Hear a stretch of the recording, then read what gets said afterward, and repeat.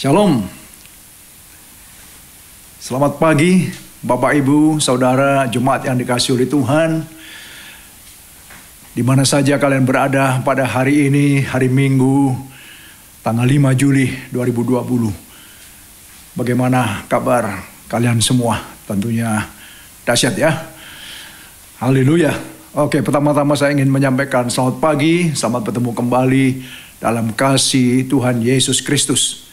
Dalam ibadah online ya, kita masih tetap online. Oke, pagi hari ini tema yang saya berikan adalah The Undetected Pride. The Undetected Pride ya. Atau apa itu? Kesombongan yang tidak terdeteksi ya, tidak terdeteksi atau kesombongan yang terselubung ya. Ya. Kesombongan yang terselubung ya, tidak terdetek ya. Jadi ini tentunya kalau kita lihat sehari-hari ada banyak, karena ini bicara tentang orang percaya. Jadi dalam kehidupan orang-orang percaya, undetected pride ini kadang-kadang kita tidak menyadari ya, bahwa kita sudah terjebak dalam kesombongan yang terselubung ini ya, dan tanpa kita sadari ya. Ini terjadi ketika ya kita lihat dari apa itu firman Tuhan ya, dari Alkitab yang sudah terjadi di dalam jemaat Galatia pada waktu itu ya. Sehingga dikatakan bahwa mereka yang menerima roh ya dari pemberitaan Injil ya. Dikatakan waktu itu oleh Rasul Paulus, apakah engkau menerima anugerah roh itu karena menuruti hukum Taurat atau karena engkau mendengar pemberitaan Injil ya. Dan yang jelas karena mendengar pemberitaan Injil ya. Kemudian dikatakan lagi, bagaimana mungkin ya engkau sudah memulainya dengan roh tapi engkau akhiri dengan kedagingan ya. Ini tanpa disadari. Dan ternyata kalau kita pelajari kitab Galatia Saudara ya, di sana ada orang-orang yang mengacaukan orang-orang percaya. Ya, ini orang-orang percaya yang baru bertobat tentunya ya, dari hasil pelayanan pelebaran pekerjaan Tuhan ke Asia Kecil ya, sehingga mereka bertobat. Dan tetapi dalam roh Tuhan sedang bekerja, roh Tuhan sedang membuat orang-orang percaya begitu berapi-api ya, memulai dengan roh tapi akhirnya kandas dalam kedagingan ya, dan terjebak di dalam apa itu kesombongan yang undetected ini ya. Nah, kita akan lihat dulu ya apa itu ayatnya. Dalam Galatia pasal 6 ayat yang ketiga ya, sampai kelima. Kita baca yang ayat 3, demikian firman Tuhan. Sebab kalau seorang menyangka bahwa ia berarti, padahal ia sama sekali tidak berarti, ia menipu dirinya sendiri ya. Ya. Seseorang menyangka dia itu berarti, padahal ia sama sekali tidak berarti. Jadi, ia sama dengan menipu dirinya sendiri. Ayat 4, baiklah tiap-tiap orang menguji pekerjaannya sendiri, maka ia boleh bermegah melihat keadaannya sendiri, dan bukan melihat keadaan orang lain. Ayat 5, sebab tiap-tiap orang akan memikul tanggungannya sendiri. Ya. Nah, seseorang dikatakan di sini menyangka ia berarti, ia berguna, ia bermanfaat. If anyone think he is something when he is nothing, he deceive himself. Ya, jadi someone think he is something. Wah, ia sesuatu yang luar biasa, yang hebat mungkin ya. Yang sangat berarti ya, entah di dalam jemaat, entah di dalam pekerjaan Tuhan, entah di dalam pelayanan, ya apa saja yang bisa kita katakan, karena ini berbicara tentang anak-anak Tuhan ya, tentang orang-orang percaya ya. Oleh sebab itulah mereka yang menyangka bahwa mereka itu berarti, sesungguhnya tidak berarti. Karena kalau kita mau menyadari ya, semua yang ada di dalam kita ya, kita ini kan manusia berdosa ya, hanya karena oleh anugerah saja, oleh belas kasihan saja kita ini menerima pengampunan dosa dan kita ini diselamatkan ya. Nah, tetapi manusia itu kadang-kala lupa dengan asal mulanya itu dia bagaimana, ya. Setelah menerima anugerah, setelah dipulihkan, dia bisa lupa.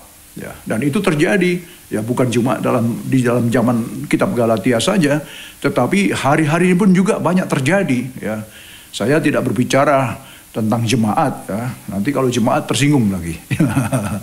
Lihat dulu saudara kanan kiri. Saya bicara teman-teman saya aja, para hamba Tuhan, ya. Ya, nah banyak terjadi hal seperti ini, ya. Kadang-kadang kita merasa diri kita itu, wah berarti bermanfaat. Wah kalau nggak ada saya nggak akan jalan, ya kan? Kalau nggak ada saya akan chaos. Ya, jadi ini kadang-kadang tidak terdeteksi. Ya, kadang-kadang ini terjadi tapi kita tanpa menyadarinya, gitu. Dan ini sudah banyak sekali terjadi dalam kehidupan. Ya kalau kita lihat sekeliling kita, ya di antara kita, ya banyak hal-hal seperti ini, ya tanpa kita sadari. Nah oleh sebab itulah kita diingatkan pada pagi hari ini supaya kita menyadari akan hal ini, ya. Karena di dalam Tuhan itu bagaimana juga yang diperlukan, ya. Kita tidak perlu membanggakan diri, ya. Kita tidak perlu ya merasa diri kita itu mengerti semuanya, bisa semuanya, berarti, berguna, bermanfaat. Saya rasa kita nggak perlu membanggakan diri kita, ya. Sebab kalau kita sudah terjebak di dalam pembanggaan diri, ya. Nah, ini kecenderungannya, ya, perhatikan, kecenderungannya dia akan membandingkan, karena di sini juga membandingkan, ya. Maka dikatakan tiap-tiap orang lebih baik menguji pekerjaannya sendiri, bermegala dengan keadaan sendiri, bukan melihat keadaan orang lain, ya.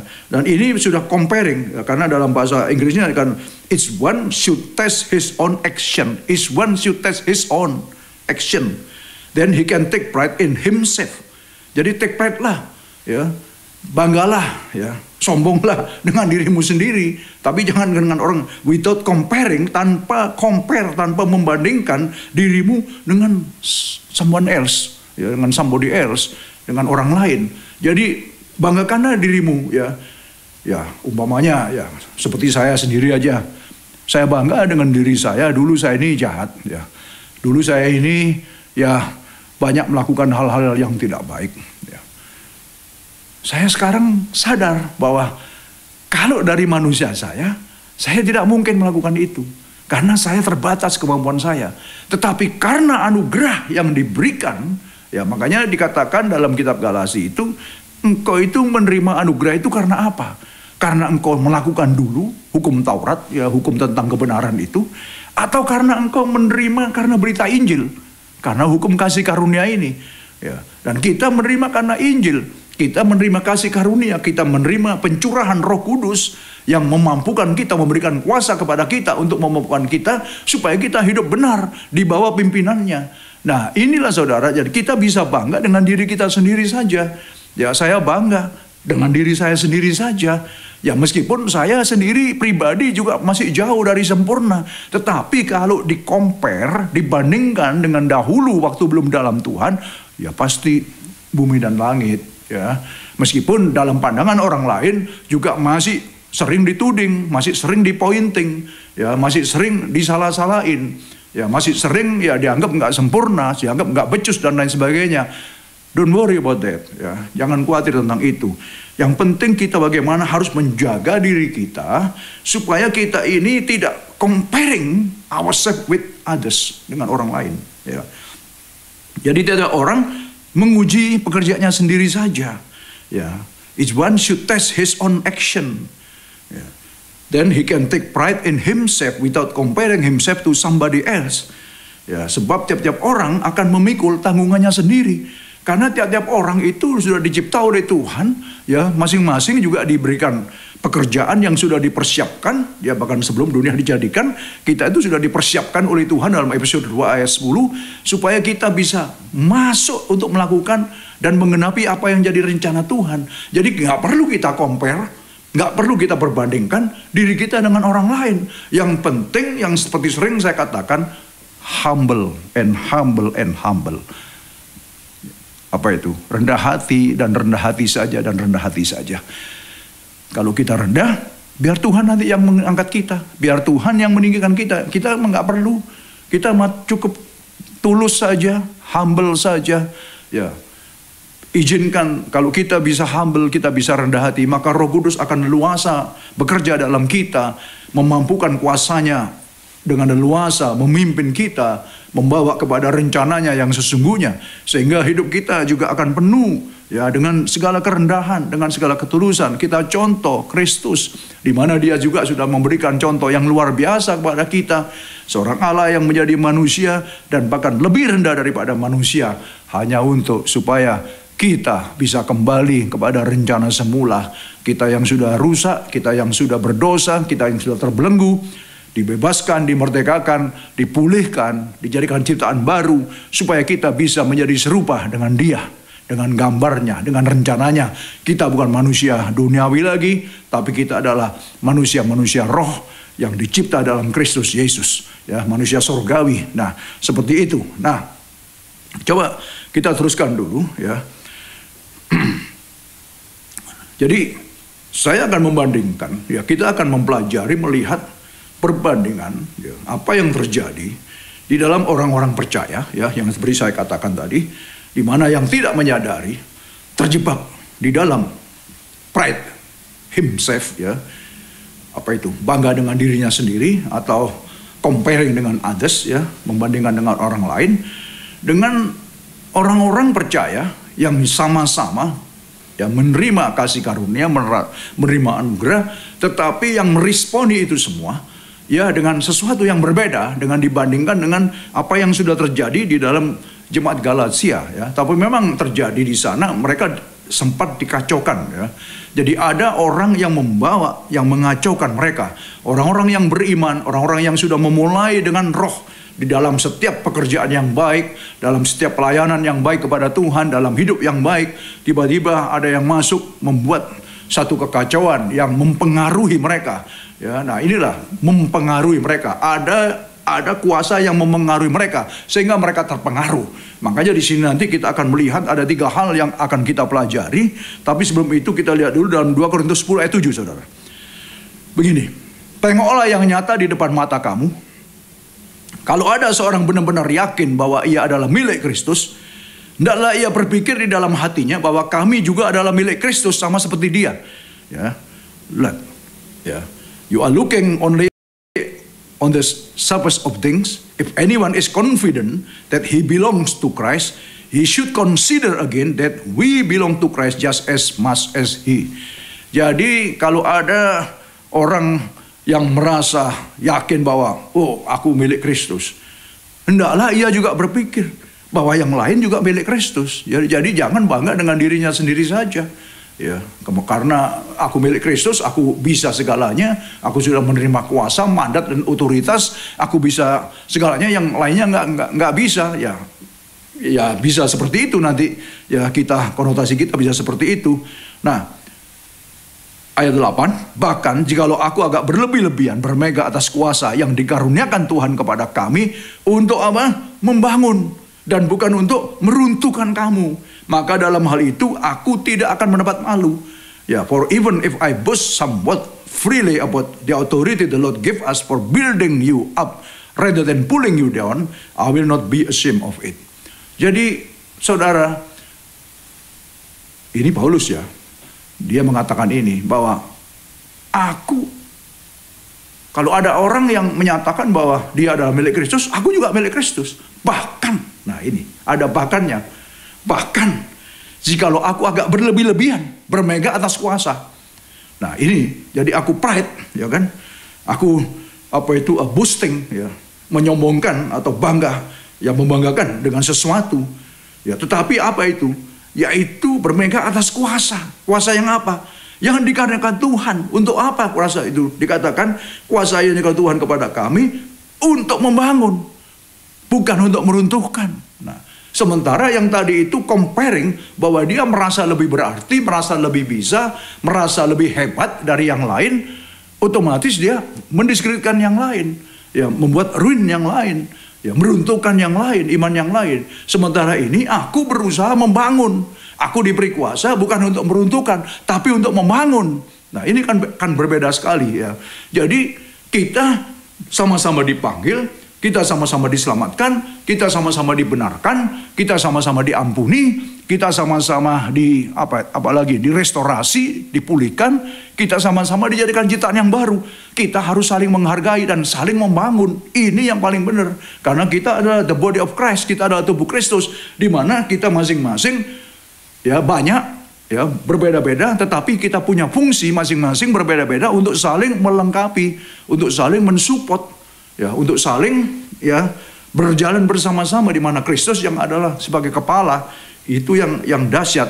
Nah, satu yang ingin saya menjadi kunci daripada pagi hari ini adalah dari Kolose 4 ayat 12. Nah, dan ini coba perhatikan baik-baik. Ada 3 hal ini saya rasa yang perlu untuk kita cermati lebih dalam lagi, saudara. Ya, begini. Ya. Salam dari Epafras kepada kamu.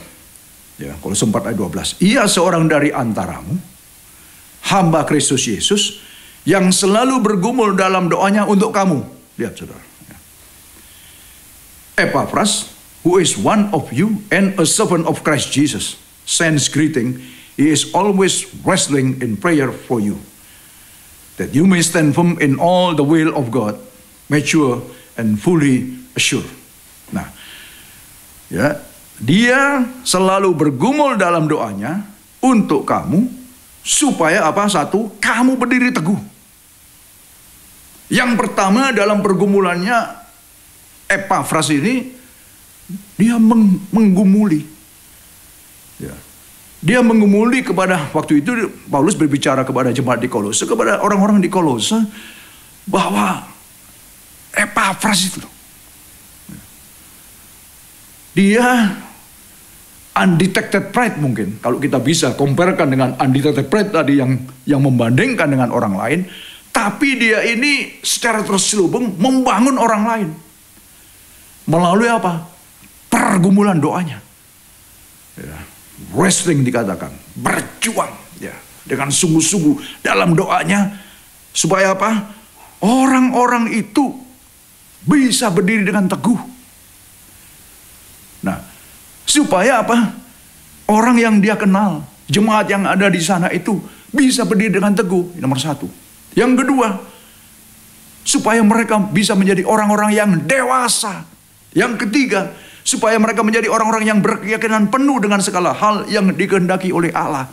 Nah, jadi kembali lagi kepada yang pertama, supaya dewasa di dalam Kristus. Berarti banyak orang yang tidak dewasa. Yes, oh yes. Kan ada ayatnya, semestinya engkau sudah mengajar.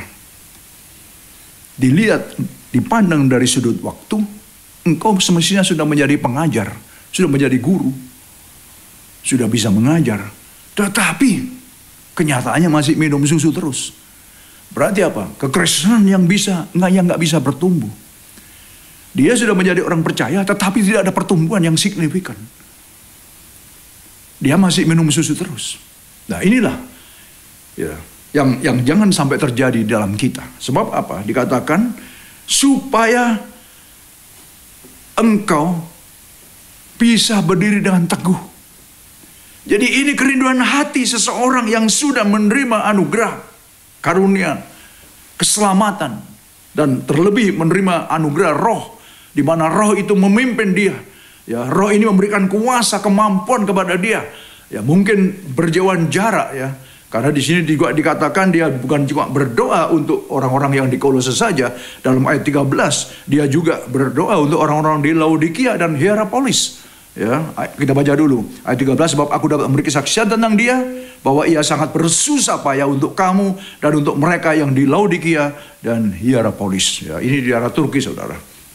Saya tahun 2014 saya sempat ya ke Kolose, ke Hierapolis, ke Laodikia, ya, dan ke Seven Churches yang disebut di dalam kitab Wahyu, ya.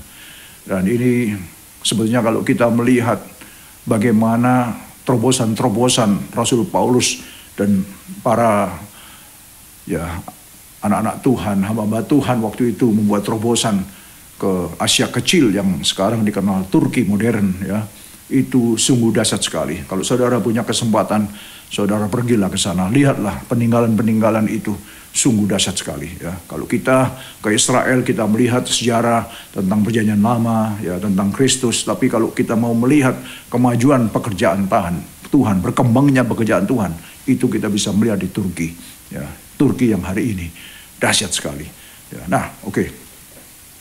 Nah, saudara, yang pertama tadi adalah dari 3 hal ini, ya, yang menjadi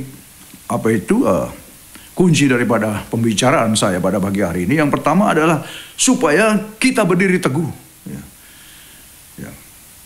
Mengapa harus berdiri teguh? Berarti bahwa banyak orang percaya yang mudah terombang-ambing, yang mudah terpengaruh, sama seperti yang di Galatia tadi. Ya. Dimulai dengan roh. Pada awalnya, mengapa engkau begitu mudah berbalik? Ya. Engkau mulai dengan roh, tetapi akhirnya engkau akhiri dengan kedagingan. Ini karena apa? Tidak stand firm, tidak berdiri teguh di dalam mengikut Tuhan, di dalam menjadi murid Kristus, dalam melayani Tuhan. Hidupnya tidak teguh di dalam Dia, tidak teguh dalam Kristus.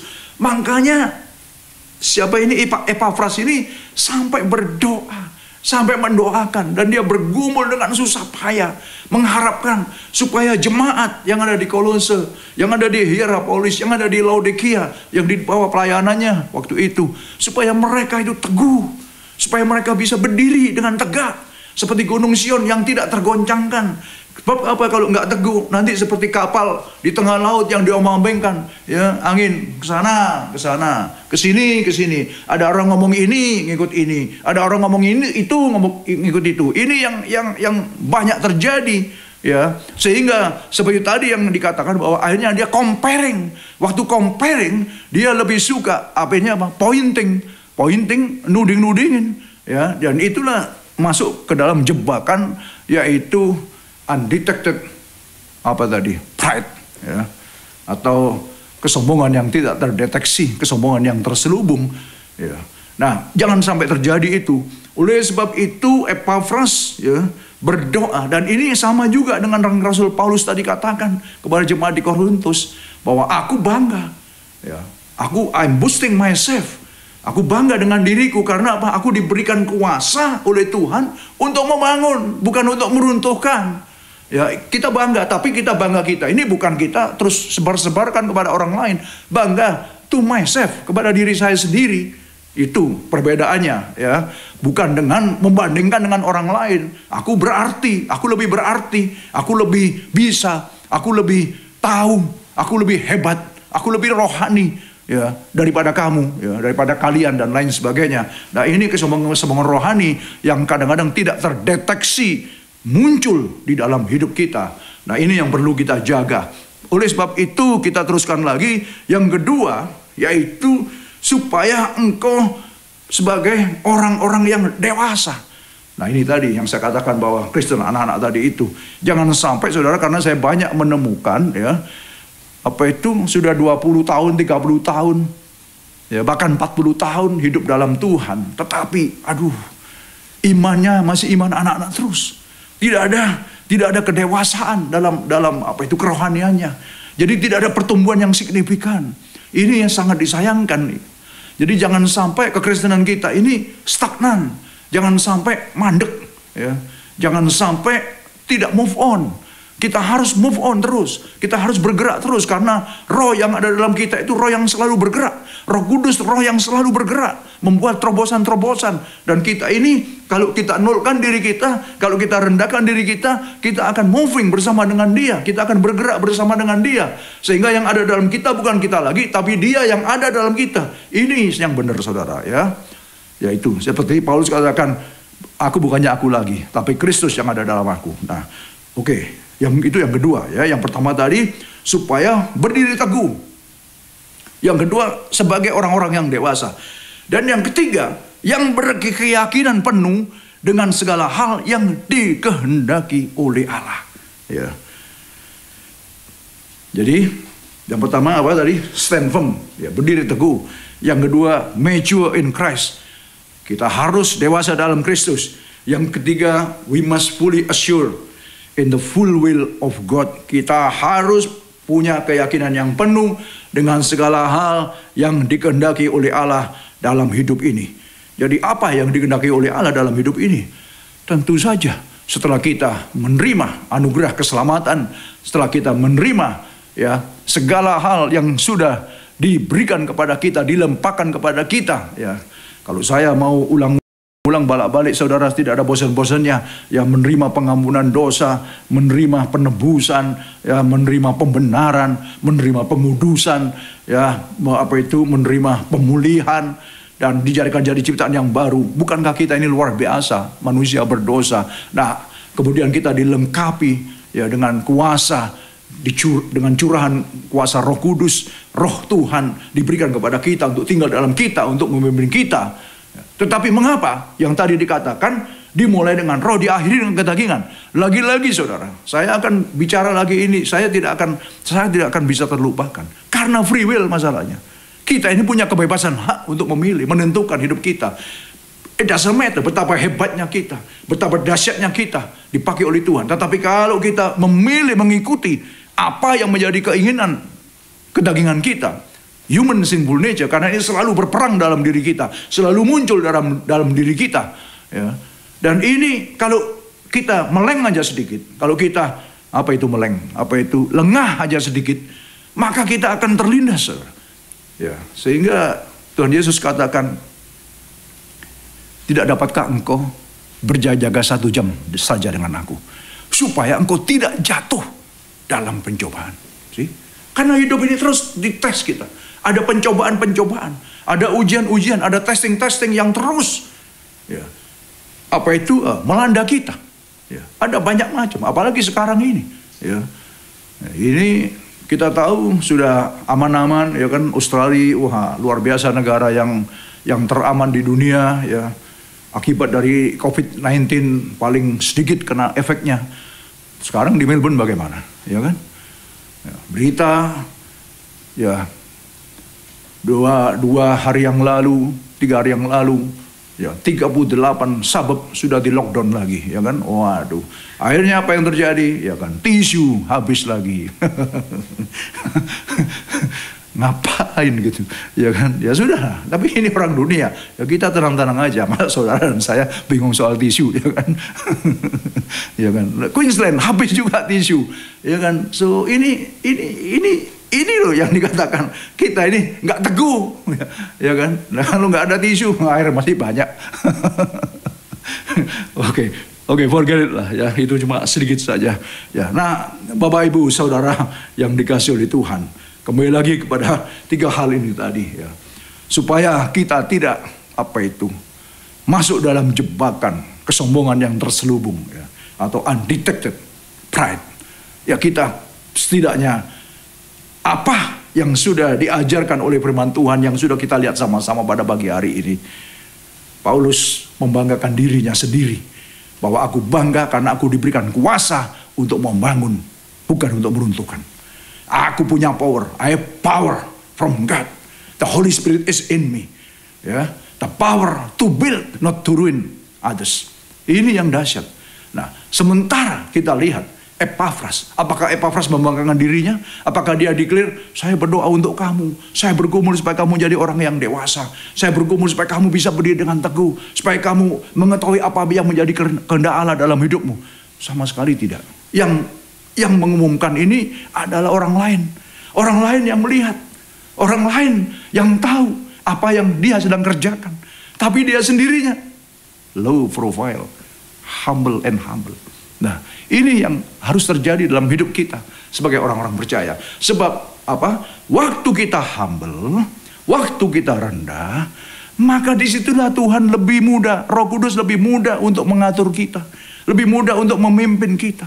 Tapi kalau kita sudah naik tinggi ya, tanpa sadar ya, kita orang baik-baik semua. Ya kan, kita udah dalam Tuhan ya kan, waduh, coba ketawa dulu dong ya kan, kita orang baik-baik semua. Tapi terkadang seperti tadi saya katakan, tanpa sadar, kita nggak sadar, kadang-kadang kesombongan rohani itu bisa timbul. Nah ini Makanya itu dikatakan 3 hal ini saya rasa sangat penting sekali. Ya kan? Dari Paulus yang mengatakan aku punya kuasa untuk membangun bukan untuk meruntuhkan, aku bangga dengan diriku sendiri. Kemudian dia melihat Epafras itu berjuang mati-matian. Dalam doanya bergumul mati-matian. Supaya apa? Supaya orang lain itu bisa berdiri stand firmly, berdiri dengan teguh.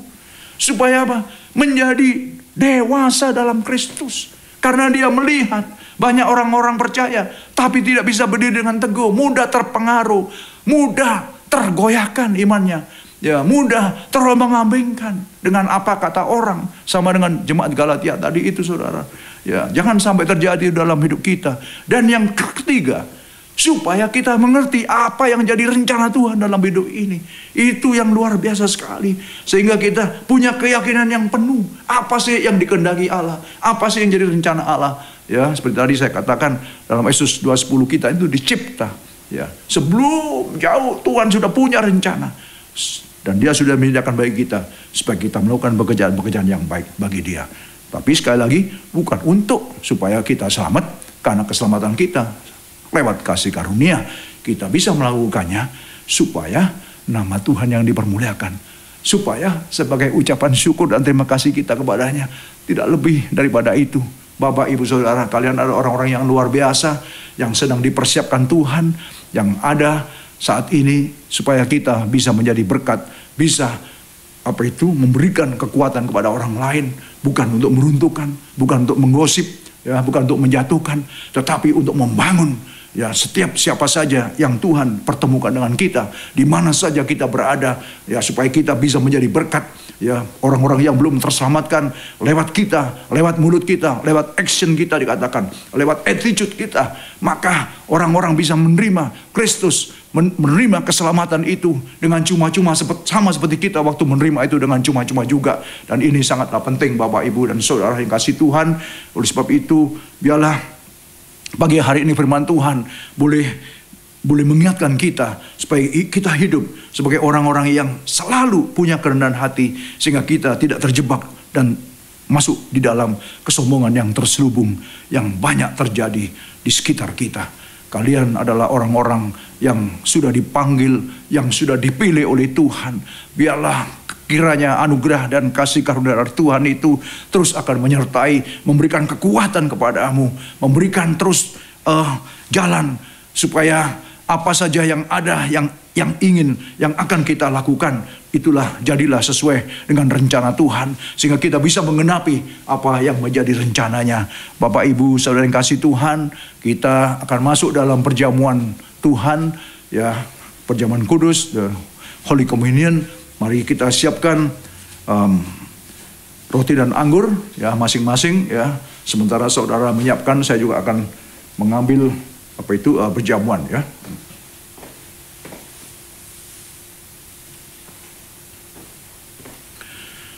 Oke, saudara siap semua?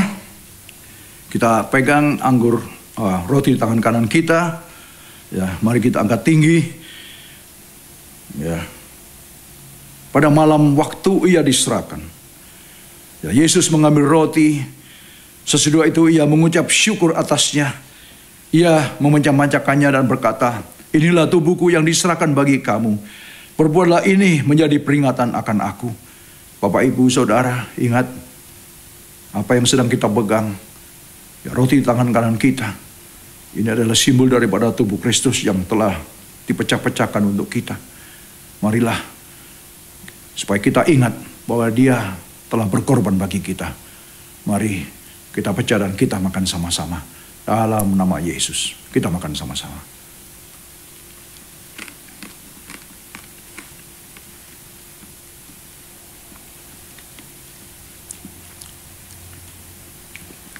Kita angkat tinggi cawan anggur di tangan kanan kita. Demikian juga ia mengambil cawan sesudah makan lalu berkata, cawan ini adalah perjanjian baru. Cawan ini adalah perjanjian baru. Perjanjian baru, the new covenant, yang dimeteraikan oleh darahku. Dimeteraikan oleh darah Yesus. Perbuatlah ini setiap kali kamu meminumnya menjadi peringatan akan aku. Sebab setiap kali kamu makan roti ini dan minum cawan ini, kamu memberitakan kematian Tuhan sampai ia datang. Terima kasih Tuhan.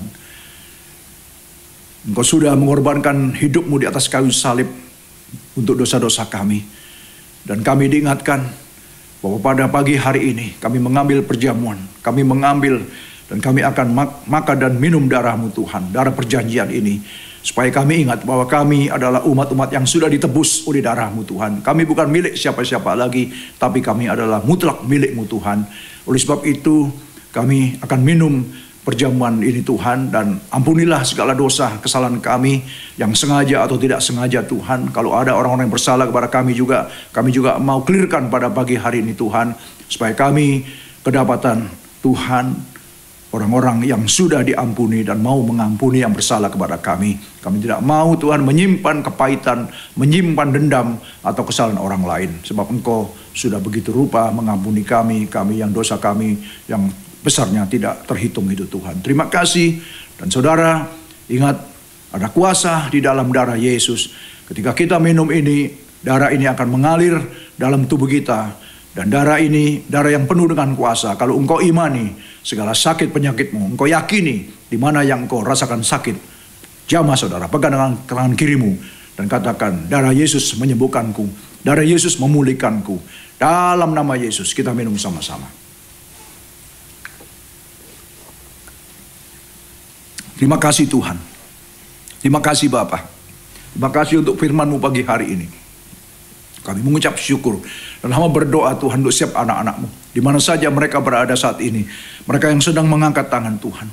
Biarlah sebagaimana janji firman-Mu, apabila kami tetap Tuhan setia mengikut Engkau, melakukan apa yang menjadi Tuhan perintah-Mu bagi kami, maka seperti yang Engkau deklarasikan Tuhan, Engkau proklamirkan bahwa di mana saja kami berada, kemana saja kami pergi, Engkau akan menyertai kami, Engkau akan melindungi kami, dan Engkau akan memberkati kami, supaya kami juga menjadi berkat bagi bangsa-bangsa. Terima kasih Tuhan Yesus, terima kasih Bapa Sorgawi, terima kasih Allah yang baik, untuk semua rencana-Mu, semua penyertaan dan perlindungan-Mu. Dan biarlah kiranya itu semuanya, segala janji-janji-Mu boleh menjadi bagian daripada setiap anak-anak-Mu yang saat ini sedang mengangkat tangan Tuhan. Damai sejahtera, kasih karunia, anugerah dan sukacita-Mu Tuhan Yesus. Dan Allah Roh Kudus yang terus akan mempersatukan kami semua, yang terus akan mengajar, menuntun, memimpin, mulai siang hari ini sampai Maranatha Tuhan Yesus datang kembali menyebut kita semua. Oleh sebab itu, jemaat yang dikasihi Tuhan, terimalah, diberkatilah engkau di dalam setiap kesehatanmu, diberkatilah dalam setiap rumah tanggamu, diberkatilah di dalam setiap usahamu, diberkatilah pekerjaanmu, diberkatilah studimu, diberkatilah pelayananmu, dan apa saja yang kau kerjakan berhasil demi kemuliaan nama Tuhan Yesus Kristus. Haleluya, haleluya. Semua yang percaya katakan amin, amin, amin. Selamat siang, Tuhan memberkati. Sampai bertemu di lain kesempatan. Haleluya, amin.